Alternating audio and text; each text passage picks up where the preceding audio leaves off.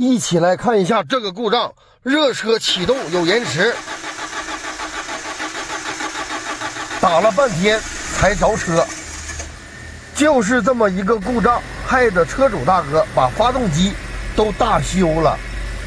究竟是什么原因导致的热车打车难启动？先来看一下车主都修了什么。先修了发动机，看这发动机上的胶都是新打的。修完了发动机，故障依旧存在，车主又更换了汽油泵和一组气门，最后有了卖车的想法。今天我就来告诉大家，出现了热车难启动，你就看这里，算我求求你们了，别再乱修乱换了。像这种问题就是汽油回油压力阀捣的怪。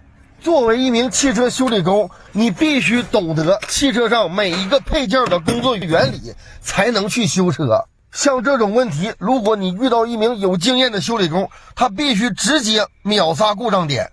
就是这么一个小小的东西，让车主大哥花了多少的冤枉钱。咱们无需更换，仔细做一下清理就能把问题解决。看看这滤网上堵得多埋汰呀！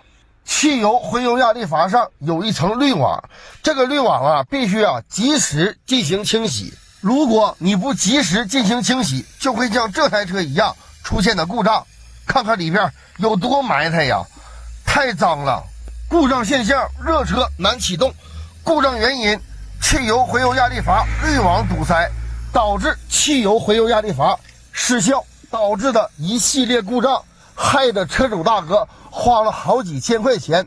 最后既然是这么一个小小的问题，你说你们听了来不来气？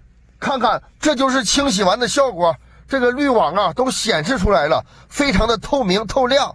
之前被积碳糊得死死的。其实汽车上有很多类似像这种的小部件损坏了，由于修理工修车没有经验，都给乱修乱换了，最后导致车主花了很多的冤枉钱。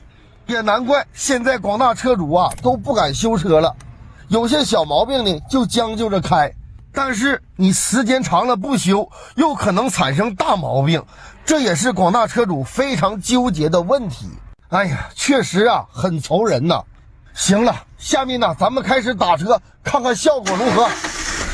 发动机瞬间启动，必须多找一会儿车，等到热车了咱们再做测试。经过了来回几个小时的检测，问题咱们就完美解决。